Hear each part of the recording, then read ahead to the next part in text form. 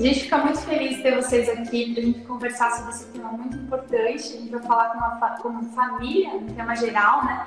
Mas especialmente também sobre o autismo, né? Então a gente vai começar. Eu vou falar um pouquinho sobre essa série de lives no começo. Então, assim, qual que é o propósito? Às vezes a gente vê histórias de mulheres ou de homens e se inspira em pessoas que estão bem distantes da gente, sabe? E às vezes você conhece uma parte só da história. O que eu busquei quando eu tenho essa série de lives, né? Mulheres Fortes, Histórias Reais? Pessoas aqui, pessoas que a gente conhece, pessoas de Santa Catarina, talvez até de outros estados, mas que tem talvez uma realidade mais próxima da gente, ou uma história, sabe? Que a gente possa conversar, para compartilhar sobre tudo isso. Acho que é importante, sabe? Histórias de vida, histórias de mulheres que superaram vários desafios, como todas nós superamos, né? Então, por isso, eu convidei vocês, né? Não tinha muito contato, não tinha muito conhecimento assim, mas eu fiquei muito feliz que vocês receberam muito bem o convite e aceitaram, né? E agora a gente vai conversar um pouquinho sobre esse tema. Mas o que falar de vocês, assim, pelo pouco que eu conheço, assim, pelas redes sociais e pelo YouTube? O que eu posso dizer é que são mulheres, além de lindas, né? Unidas, pelo que eu sinto, assim, mãe e filha unidas, guerreiras. E que apesar de todos os compromissos do dia a dia, eu acho que a Bianca trabalha e faz 2 faculdades, é isso, Bianca? Correria. Isso. Correria. E a Mara também com seus compromissos na casa, né, do dia a dia, às vezes passando noites em claro. Mas mesmo assim, vocês são solidárias, vocês fizeram um canal no YouTube para compartilhar um pouco da experiência de vocês e para ajudar também, para plantar uma sementinha de amor nesse mundo, né? E falar um pouco sobre autismo. Eu achei isso muito bonito. Então, eu quis trazer essa pauta aqui para um passo, né? Porque a gente fala muito sobre mulheres, eu acredito muito nesses valores, nessa solidariedade, a questão da família. Então, assim, eu achei que seria muito válido a presença de vocês e fico muito grata pela presença de vocês aqui. Tá bom? Então, vamos começar já falando um pouquinho dessa família.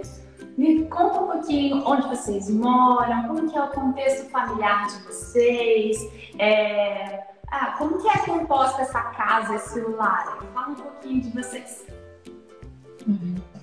Certo, Jaque. Eu acho que eu já falo pela mãe também, né? Primeiramente, pra gente agradecer pelo convite, porque nós sempre falamos que a inclusão, ela é a nossa luta diária, né? Então, toda oportunidade que a gente tem de falar sobre o autismo, de falar sobre o que a gente vive, a gente tá aceitando. Onde chamar, a gente tá, sabe? E também, de qualquer forma, é muito bom falar com você, né? Nós já nos conhecemos antes. Para quem não sabe, a nossa família é de Joinville, mas nós moramos um ano em Rio do Sul, onde foi que a gente conheceu você, né, Jaque? Sim. Eu já quero pedir até desculpas se em algum momento eu me retirar daqui, porque o Matheus está acordado ainda. Então, talvez eu deixe ela um pouquinho sozinha para dar uma corridinha ali. Mas eu vou deixar para a mãe contar um pouquinho mais, falar um pouquinho mais da nossa família para vocês. Então tá bom. Bem, a nossa família são 5 pessoas. Hoje, aqui em casa, moramos eu, meu esposo, Valdeli, a Bianca, o Matheus, de 19 anos, que é autista severo, e o Joãozinho, né? O João Victor, de 9 anos. Eu tenho também a Sara, casada, mãe de 2 filhos já, Laura e Vinícius, aí nos assistindo. E a nossa família é uma família, apesar de toda dificuldade, né? Mas a gente tem uma união muito bacana. E a gente tenta manter e prezar essa união. Eu sempre falo que um problema do nível de um autismo severo na família pode tornar a gente, se a gente não cuidar, pessoas meio amargas, sabe? Distante, porque é difícil conviver em sociedade. Então a gente pode acabar nos isolando e também isolando aqueles que estão ao nosso redor, dentro do nosso lar, né? E a gente sempre tentou, né, Bianca, não chegar nesse ponto, sempre falar das coisas boas, sempre tem uma coisa boa para falar. Esse é o lema da nossa família. Vamos falar o que é bacana, o que é legal e botar para fora e mostrar o que nós temos de melhor. Os problemas a gente enfrenta junto. É isso aí, é isso que eu tenho percebido de vocês, sabe? Apesar das situações, claro, todo mundo tem seus desafios e vocês têm de vocês, como essa belíssima família, né? Mas vocês têm sempre um sorriso no rosto, né? Vocês tratam o tema com seriedade, que ele merece mesmo, mas tem sempre um bom humor, sempre tem uma alegria, uma leveza, sabe? Sim. E isso é muito bonito. Então vamos falar um pouquinho, quando nasceu o Matheus, né? Quando você percebeu que ele era uma criança especial. Fala um pouquinho pra gente, sabe? Como foi isso? Bem, na gestação do Matheus, eu tive alguns problemas, mas problemas de saúde normal que algumas mulheres grávidas acabam enfrentando, como infecção urinária. Mas eu estava vivendo um período bem complicadinho na minha vida, porque eu tinha saído daqui de Joinville, né, do meio da família, dos amigos, da igreja onde eu frequentava, e tinha me mudado para Chapecó, no oeste catarinense. E eu mudei para lá sem conhecer a cidade, nunca tinha ido lá. E foi um período de adaptação difícil, né? E eu engravidei logo nesse começo, que eu estava ali. Então eu ainda não estava adaptada, não tinha amizade, a minha casa ainda estava sem telefone, e eu ainda tinha ela bebê. Sim, eu ainda tinha ela bebê. Então, muitos fatores, né, contribuíram para que o meu emocional não estivesse tão bacana naquele momento. Sim. Mas a gravidez transcorreu normal, né? E quando eu tive o Matheus, eu acredito que eu sofri uma depressão pós-parto, né? Que no caso eu não tratei na época, porque eu não assimilei isso, né? Eu tinha 28 anos na época e eu não assimilei que fosse uma depressão. Mas eu vim para casa com o Matheus e a gente dormia muito, eu e ele. Porque eu estava muito cansada, porque tinha sido uma gestação difícil, e eu também não estava bem emocionalmente, então eu dormia bastante. E o Matheus dormia junto comigo. Então o Matheus mamava quando eu acordava ele para dar o mamar, né? E no momento, no primeiro instante, eu não achei nenhum problema naquilo, e eu estava também tão fragilizada que eu não consegui perceber aquilo como um problema. Sim. Depois que passou aquele período ali, aí sim eu comecei a notar algumas coisas do Matheus, mas foi mais a partir do 1 aninho de idade. E até 1 ano foi tudo normal, ele falou no tempo certo, sentou no tempo certo, engatinhou no tempo certo. Só que quando ele fez 1 ano, ele começou a andar. E daí foi onde eu comecei a ver realmente algo diferente, porque eu levava ele aonde eu fosse, na cadeirinha do carro, tirava a cadeirinha, botava em qualquer lugar no chão, e ele não tinha noção de que ele podia levantar dali e caminhar. Então, se eu não tirasse ele, não colocasse ele em pé, ele não tinha motivação, não sabia que podia levantar dali. Então, eu comecei a estranhar aquilo. Mas, tudo bem, deixa pra lá, cada criança tem... Mas daí veio a fase que ele acabou parando de falar. Ele já falava algumas palavras, já formava algumas frases, e ele simplesmente parou de falar, porque já não se comunicava mais tanto, e juntou com o fato, esse que eu já te falei antes, que eu havia percebido, e também daí a minha mãe, na época, ela foi a primeira a notar alguma coisa e a me falar, e ela começou a falar a respeito do olhar do Matheus. Porque o olhar do Matheus, ela dizia que o Matheus tinha um olhar perdido, mas ele é estrábico, né? Mas ele não era, porque tinha vezes que ele ficava bem normalzinho. E eu comecei a ouvir o que ela me dizia, e quando eu ia amamentar, eu percebia, comecei a prestar atenção, que ele nunca focava no meu olho, porque o bebê, quando está sendo amamentado, ele sempre tem aquele contato com o olhar da mãe, né? E ele não fazia esse contato, então ele virava os olhinhos para trás e ele inclinava um pouquinho a cabecinha. E era onde era muito difícil amamentar. Ele acabava se afogando, né? E eu tinha que parar várias vezes, eu levava bastante susto, mas passou aquela fase também. Aí eu comecei a levar ele na pediatra dele, em Chapecó ainda, e eu falava sobre essas pequenas dúvidas que eu tinha. E ela dizia para mim, vamos observar, porque você já tem 2 filhas, então você pode estar fazendo comparações, e uma criança é diferente da outra, ele pode ter o tempo dele de evoluir diferente delas, e você está ficando preocupada porque está comparando essas crianças. Aí eu ficava mais calma, mas meu coração de mãe me dizia que tinha alguma coisa a mais, né? Eram flashes que aconteciam que eu pegava que tinha alguma coisa. Mas fui insistindo, levava, mas ia tentando, sempre também querendo ver, né? Não, é coisa da minha cabeça. Mas aí quando bateu 3 anos, aí a coisa complicou mesmo. Porque daí ele parou de dormir, porque até os 3 anos ele dormia normalmente. Ele dormia a noite toda, quando a gente deitava para dormir, ele dormia às vezes antes da gente, e depois ele parou de dormir, e ele ficou praticamente, o quê? Uns 6 anos, né? Uns 6 anos da vida dele sem dormir. Então, mas ele não dormia? Ele dormia 5h30 da manhã, porque o cansaço vencia ele, e daí ele dormia 4 horas, no máximo, e às 10 horas da manhã ali, 9 horas, era aquele horáriozinho ali, ele já pulava e até o outro dia de novo, às 5h30 da manhã. Então foi nessa fase que eu consegui um médico já em Joinville, que ele me ouviu, né? E ele disse, não, peraí, tem alguma coisa aqui que não está certa. Então ele encaminhou o Matheus para uma avaliação, né, psicológica, na cidade, em um posto da cidade. Eu levei lá já, de primeira mão, eles avaliaram ele e disseram para mim, olha, mãe, não tem como nós diagnosticar o Matheus aqui, mas tem tudo para o Matheus estar no espectro autista.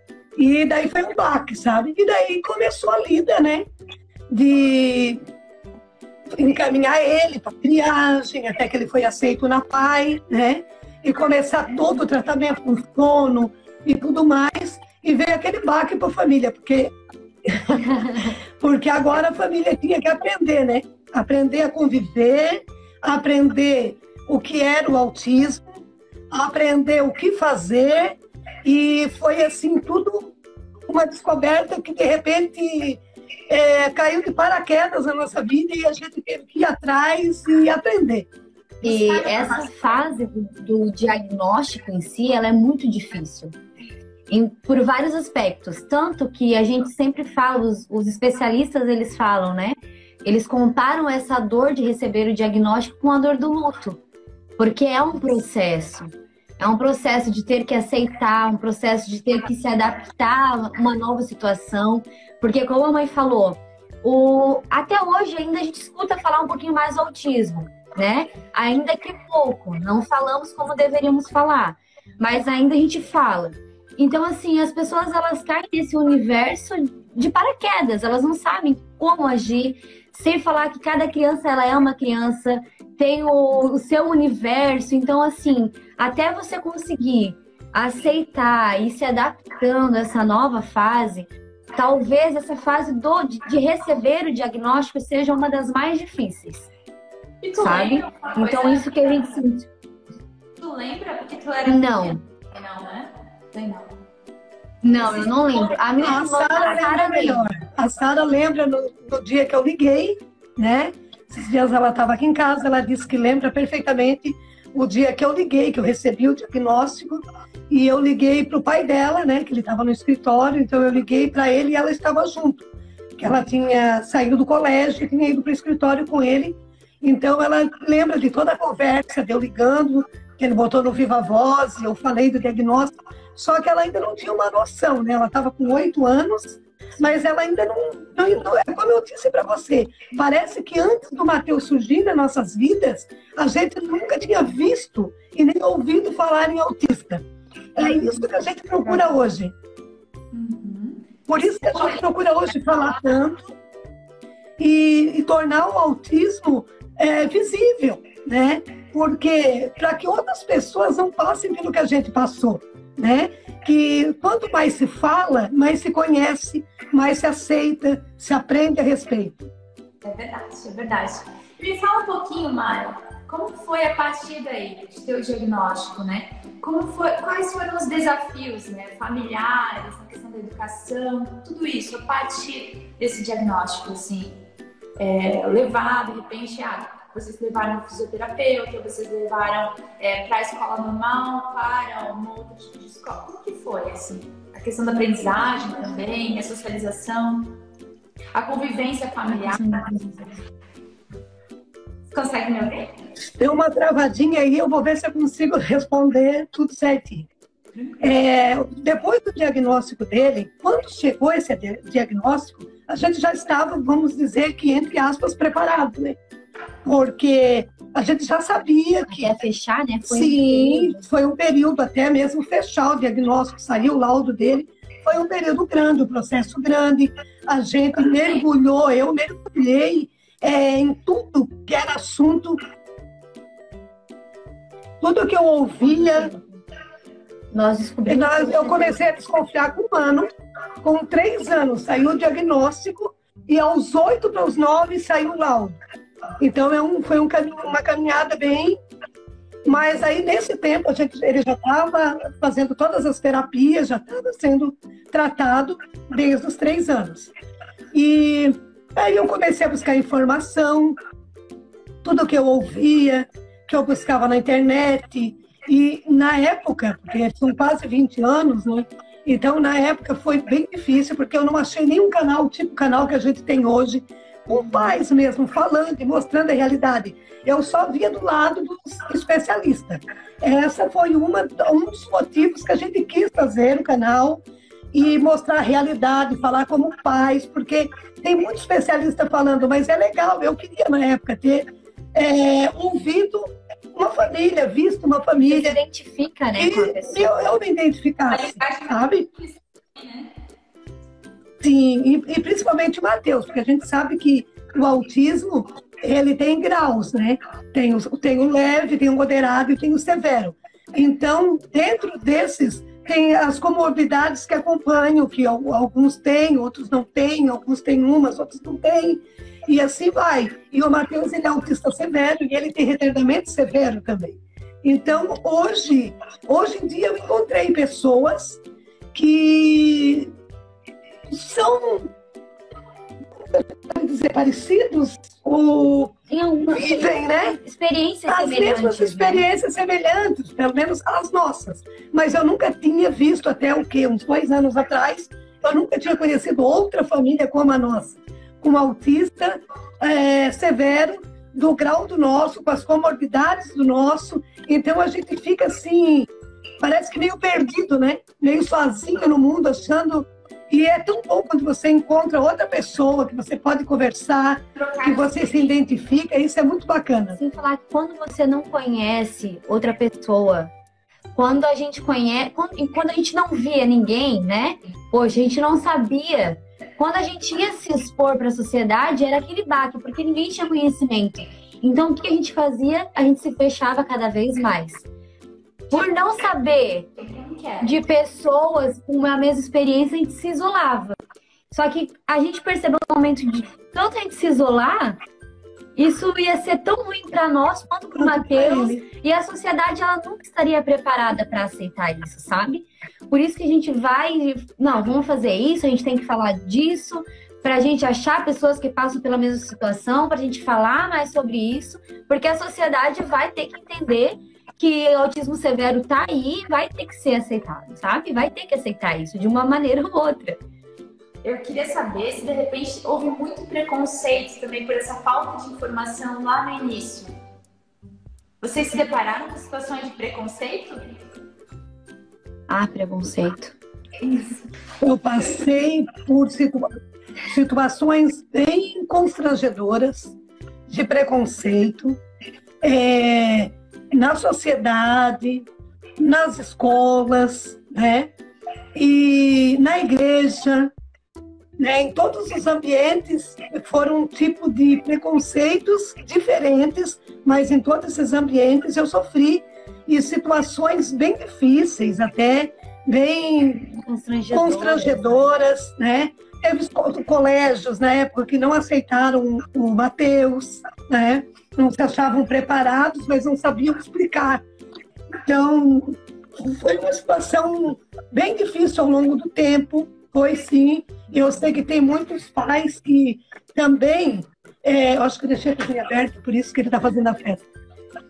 Que muitos pais passam por isso, e eu sei que é difícil a gente falar, mas teve duas situações que foram as mais dolorosas, assim, que a minha família enfrentou, que eu enfrentei.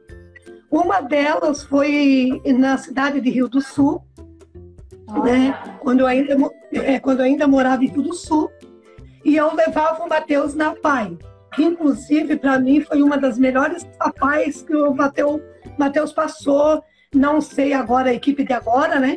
Mas na época foi excelente, foi extraordinário o trabalho deles, maravilhoso mesmo. E eu sempre digo, até hoje lembro com saudade da PAI de Rio do Sul.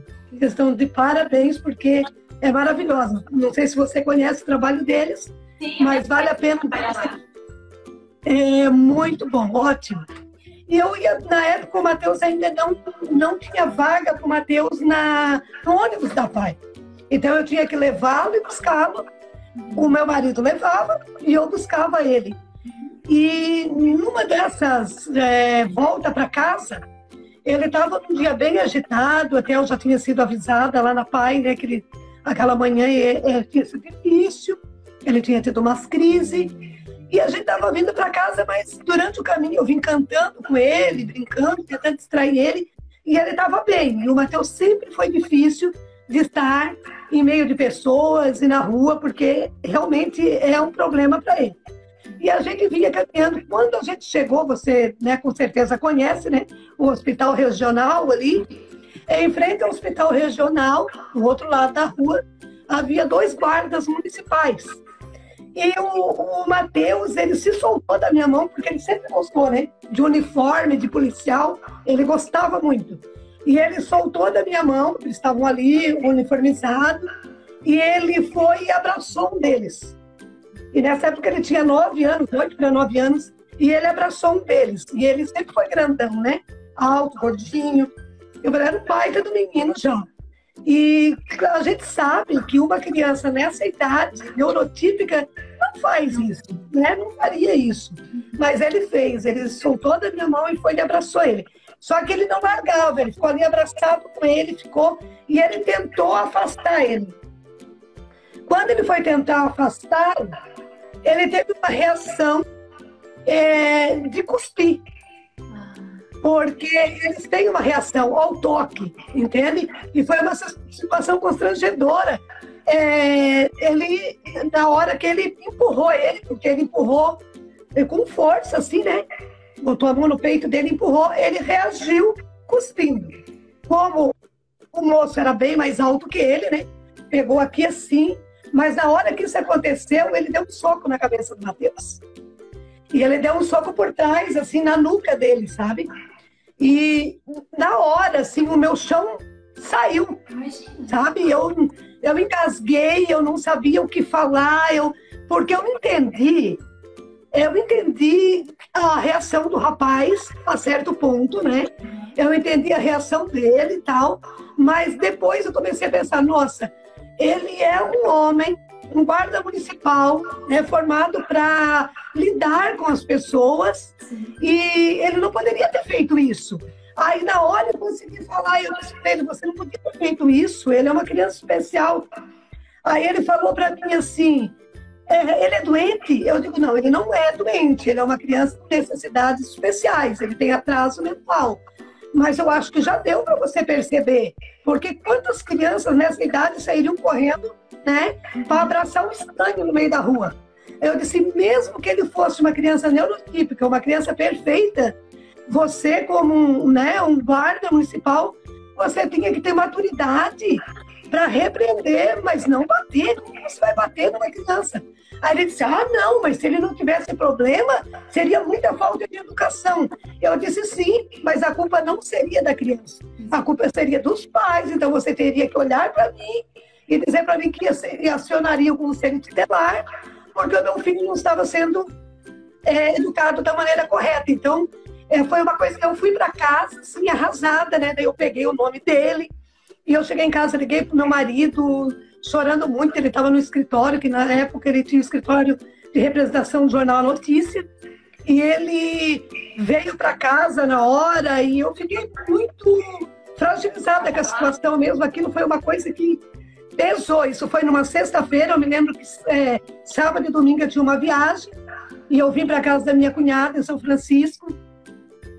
Mas para mim não prestou o final de semana, não, sabe, aquilo não saía da minha mente. E principalmente a reação dele depois, que quando bateu, que ele sentiu o impacto, que ele voltou, ele arregalou os olhos assim, foi uma situação muito, para uma mãe, bem difícil de enfrentar. E eu sei que tem muitas mães que enfrentam isso, né? Talvez não chegou. E daí o que aconteceu? Meu marido foi, né?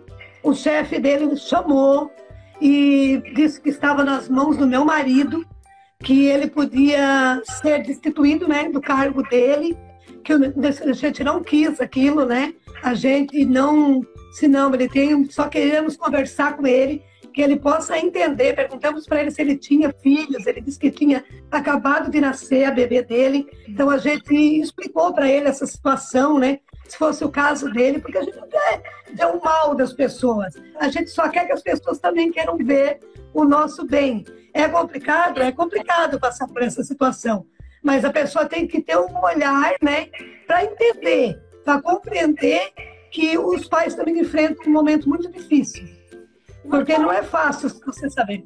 Eu imagino. Vamos falar um pouquinho sobre essa questão da família enfrentar esses momentos difíceis, né? E principalmente o papel da mãe, né? Essa questão emocional fica fragilizada. Como foi tudo isso, sabe? Por esses momentos assim de preconceito, por tudo isso, né? Esse turbilhão de sentimentos que vem. Quer falar um pouco? Fique à vontade. Não, eu acho assim, ó, que a união da família manda muito, né? Então, o apoio da família manda muito. Então, é como eu digo, parece que a carga mais pesada fica com a mãe. E às vezes a gente, como mulher, a gente acaba se vitimizando, vamos dizer assim, né? Como um casal, como uma família, tipo, parece que a carga está toda comigo. E às vezes, principalmente vindo da mulher, é difícil para a mulher aceitar a maneira que o marido dela aceita e lida com o autismo. Eu vejo que muitas mulheres, porque a gente já tem, né? A mulher, ela já tem isso de, por exemplo, ela briga com o filho, mas quando o marido vai brigar, ela tem que se controlar para aceitar, porque ela sabe que o marido tem, mas parece que dói na gente quando o esposo fala, né, mais alto, quando ele tem que impor a autoridade. E quando é uma criança especial, isso se torna mais difícil ainda. Então, a gente às vezes quer que o marido aceite com a mesma rapidez que a gente aceita, né, o diagnóstico. A gente quer que ele lida com a situação da mesma forma que a gente está lidando. E às vezes, claro, acontece também ao contrário. Às vezes é o esposo que exige da esposa uma posição diferente na criação dessa criança. E a Bianca mesmo, esses dias, ela estava falando a respeito, né, do ponto de vista de especialistas, de que o homem ele demora um pouco mais para esse luto dele, sabe? Para aceitação. E com o meu marido, isso aconteceu. Ele não aceitava de início. Ele dizia, não, o Matheus não tem nada, ele não tem nada. E isso é coisa da tua cabeça. E então foi bem complicado. Mas é o que eu sempre digo, aceitar, né? Com o tempo, eu aceitava a posição dele, não batia de frente com ele, mas ele também deixava eu tomar as decisões, né, a respeito dos tratamentos do Matheus. E depois, quando ele passou o período dele, então ele se uniu a mim e continuamos juntos, né, na batalha, né? É a melhor importante é a família unida, né? Sim. O importante é a gente aprender e aceitar que são fases, né? Cada um tem o seu tempo. Eu era muito pequena, eu cresci com o Matheus, então assim, pra mim foi muito simples aceitar, porque desde que eu me entendo por gente, eu vi o Matheus assim, de uma forma diferente já, né? Só que a gente vê na questão dos pais, já foi provado que na maioria das vezes, os pais eles demoram muito mais para aceitar. Por isso que a gente vê, às vezes, tantos casamentos que acabam Depois Eu do vejo com diagnóstico. muita frequência, né? Mulheres dizendo, estou pensando em me separar. Olha só. Porque o meu marido não me ajuda com o meu filho. Então, a gente tem a tendência de colocar o filho em primeiro lugar, normal. Então, o que acontece? A gente tem que entender o outro, tem que aceitar o outro. No começo é difícil, é difícil. Tem os problemas? Sim, vai ter, porque é a fase da adaptação, né? É uma então, fase delicada para a família em tudo si. pesa mais, entende? Hoje a gente já, vamos dizer assim, o ser humano ele tem um poder de resistência e adaptação muito grande. Então hoje a gente já está acostumado, né? A gente já não sente como sentia lá no início. Mas no começo tudo é muito difícil. Então eu acho que o amor, né? O amor, a fé, a companhia um do outro, isso é muito importante, muito importante. E se o casal vencer essa etapa, né, passar esse período do luto, da adaptação, esse casamento fica muito mais forte, muito mais sólido depois. Então, quem está passando por isso agora, está aí, pensa um pouquinho, dá tempo ao tempo, porque as coisas vão melhorar, as coisas vão se encaixar, e depois tudo vai ficar muito melhor, muito mais fácil, porque a gente vai se adaptando aos poucos. O bom para a gente pensar nessa fase da aceitação é a própria família, os pais mesmo, perceberem assim, não, é um momento de fragilidade para nós, para todos nós. Então a gente vai nos permitir passar por essas fases e o mais importante é sempre ter um contato, além de uns com os outros, com os especialistas, sabe? É a família compreender assim, não, eu preciso do especialista, eu preciso do terapeuta ocupacional, eu preciso do psicólogo, eu preciso do psiquiatra, principalmente na questão dos pais, sabe? A mãe passou isso, sabe? Passou por isso na pele, sabe o que é isso? A importância dos pais fazerem um tratamento psicológico, fazerem uma terapia, porque a mãe mesmo entrou numa depressão. E ela só foi aceitar e tratar essa depressão muito tempo depois. 2 anos atrás. 2 anos. Então, quer dizer, o Matheus já estava com 17 para 18 anos. Nossa. Quando eu disse, não, eu vou me tratar, vou procurar fazer uma terapia. Fazer uma terapia, entende? É outro fator que a gente tem que cuidar da gente também. Nós temos que, como mãe, cuidar da gente também, sabe? Principalmente, eu sempre digo, agora eu costumo passar isso no meu canal, no Facebook, no Insta, que é assim, ó, o cuidar da mãe no autismo é tão importante quanto cuidar do autista. Sabe? Cuidar desse pai é tão importante como cuidar desse paciente. Então, isso é muito importante, que a gente também tenha os médicos da gente, as terapias da gente, porque nem todo dia é igual. Nem o ser humano é igual todo dia, né? Às vezes a gente acorda melhor, às vezes a gente não está naquele dia bacana, e a gente lida com isso, cada um da sua maneira. Mas quando você tem um peso extra, né? Você é responsável por alguém que precisa de você 24 horas, é uma carga bem pesada para você querer carregar sozinho. Então, como eu falei, eu no começo comecei a pesquisar tudo que eu via, né? Me joguei de cabeça nisso, conversava a respeito com todo mundo que tinha algo para me dizer, para me ensinar, só que eu não cuidei do meu lado emocional nem da minha saúde. Eu larguei tudo, né, para cuidar dele, e eu cuidava dele 24 horas, às vezes me dava uma dor ou um problema, passava sozinho, porque nem o médico eu procurava, porque eu não tenho tempo, né? Eu preciso cuidar do meu filho. Então a gente precisa cuidar da gente. É importante, porque se a gente não estiver bem, a gente não vai fazer bem para essa criança. Não vai conseguir. Se você estiver cansada, irritada, você não vai conseguir cuidar dessa criança do jeito que ela precisa e ela merece. Então, às vezes, a gente tem até um sentimento de culpa. Não sei se você já ouviu falar, mas toda mãe, você não é mãe ainda. Sim, não, ainda não. Então, é assim, ó. Toda mãe, ela tem aquela coisa de querer fazer mais para os filhos do que para ela, né? Quer fazer para os filhos. Então, quando ela tira um tempo para ela, para sair sozinha, para comprar algo para ela tem uma levezinha culpa ali dentro e a gente fica se culpando. Tipo, nossa, podia ter feito pelo meu filho. E a gente sempre acaba fazendo mais pelos filhos do que pela gente. Isso é coisa de mãe. Agora, quando a gente tem um filho especial dependendo da gente, aí isso triplica. Porque qualquer coisa que você faz para você, você já se sente culpada. Você deixa com alguém dar uma saída para arejar a tua cabeça e já está lá pensando, nossa, como é que está lá em casa, né?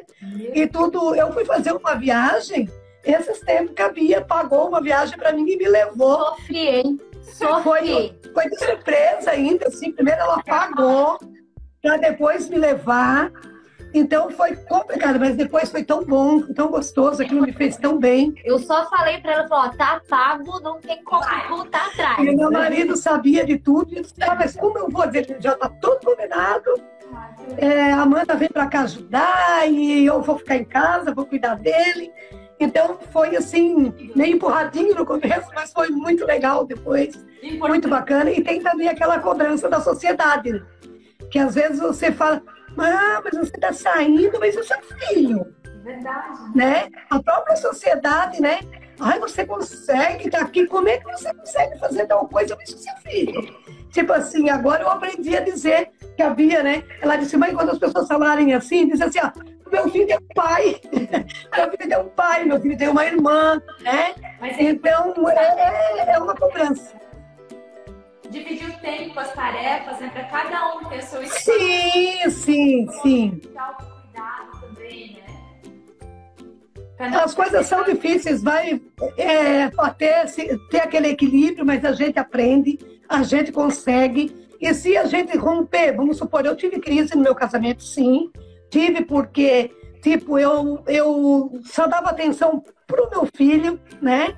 Eu já não tinha mais aquele tempo para o meu marido, ele também não tinha muito tempo para mim, porque nós também não tínhamos a noite um para o outro, o dia também, então é tudo muito complicado.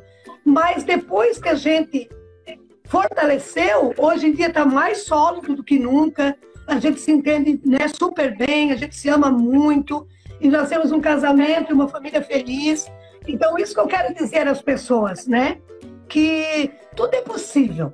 Né? Coloque Deus na frente e vá à luta, não esquecendo de você, não esquecendo da família. Aceite a maneira daquela pessoa que está do seu lado, ver e perceber as coisas que estão acontecendo, porque cada um tem o seu jeito e a sua forma de perceber. Aguenta o estresse do outro. Aqui em casa a gente costuma dizer que quando um está bem estressado, né, o outro está calmo.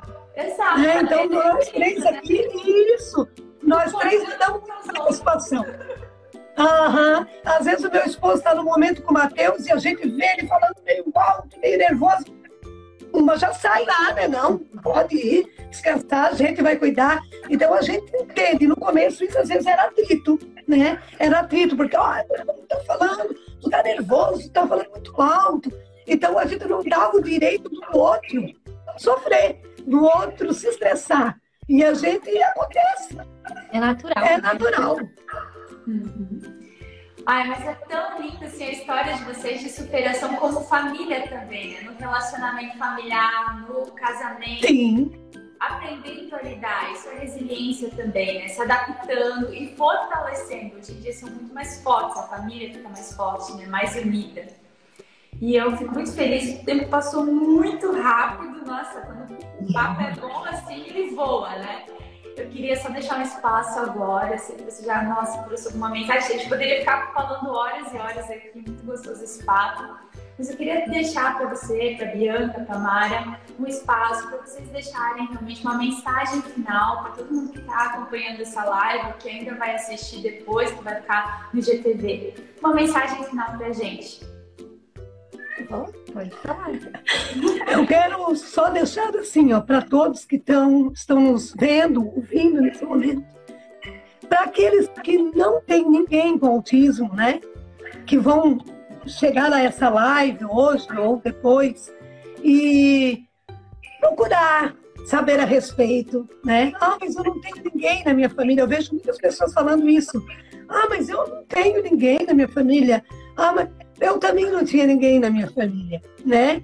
Então eu jamais sonhava que um dia eu iria ter, que um dia eu poderia ter um filho autista. só que as coisas acontecem. Mas a gente tem que entender que a gente vive numa sociedade. E nessa sociedade tem autistas. Querendo ou não querendo, eles existem, né? E eles estão aí. Então a gente quer que a sociedade entenda e se intere do assunto. Para quê? Para que quando ela estiver num shopping, lá tiver uma mãe com uma criança autista e entrar em crise, ela não ficar ali, né? Constrangida e deixar os pais também constrangidos, porque não entende que aquela situação não é uma birra, né? Como muitos pensam, mas é uma crise, que aquela criança está incomodada com todo o barulho, com todo aqueles movimentos de pessoas diferentes, fora do ambiente dela, que ela consiga entender. Então, a informação é tudo. Que busquem informação, não procure ter alguém na sua família para buscar informação. Informação é tudo que a gente precisa para viver em sociedade, para se aceitar. Tanto é que os meus filhos, ela e o João, sempre os professores diziam para mim assim: nossa, o João e a Bianca aceitam muito bem. Ela na escola cuidava de um cadeirante. Então ela estava direto ali com ele, cuidando dele. E o João também abraçou um amiguinho autista no colégio, é amigo desse menino, melhor amigo dele. Então, por quê? Porque eles já estão acostumados com essa convivência.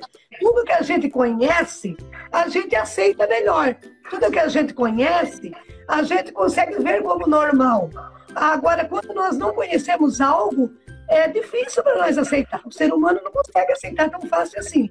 E para as famílias autistas, uma coisa que eu quero falar agora é para aqueles que estão começando nessa luta, né? Eu já sou mãe de um adulto. A Bianca é irmã de um adulto. Mas tem agora irmãos, irmãs e pais recebendo diagnóstico aí de criança. Hoje em dia os diagnósticos já estão sendo mais rápidos, mais cedo, porque a informação já está chegando melhor na mídia. Então, aí 2, 3 anos, as crianças já estão recebendo diagnóstico. Então, o que acontece? Às vezes, até antes disso, e que estão no período difícil, período de luto, de adaptação, que você acha que o mundo acabou, que você tem que pôr um fim no casamento, porque esse casamento não vai dar certo, você não tem tempo para esse marido, você não tem tempo para essa mulher, você quer focar nesse filho, nessa criança. Eu quero dizer para você assim, ó, que dá sim, né? Eu já tinha 2 filhos, eu tive um depois disso, né? E tudo dá certo, coloque Deus na frente, mantenha sua fé e cuide da sua autoestima, procure terapia, valorize o seu relacionamento, olhe para o seu marido, olhe para sua esposa, para os seus outros filhos e viva um dia de cada vez, que nada melhor do que viver um dia de cada vez. E a gente vai vencendo, um dia vai ser pior, outro dia melhor, mas a gente vai vencendo e vai chegar num ponto que você vai tirar de letra e é isso aí. E vai entrar também aí no clube para tentar ajudar a sociedade a aceitar melhor os nossos autistas. O mais importante é permita-se, né? Permita-se passar por um momento de fragilidade, né? Chorar, chore, questionar, vontade, fique triste, isso é normal, são coisas da vida. O importante é se permitir passar por isso e passar, seguir em frente. Exato, seguir em frente, isso mesmo.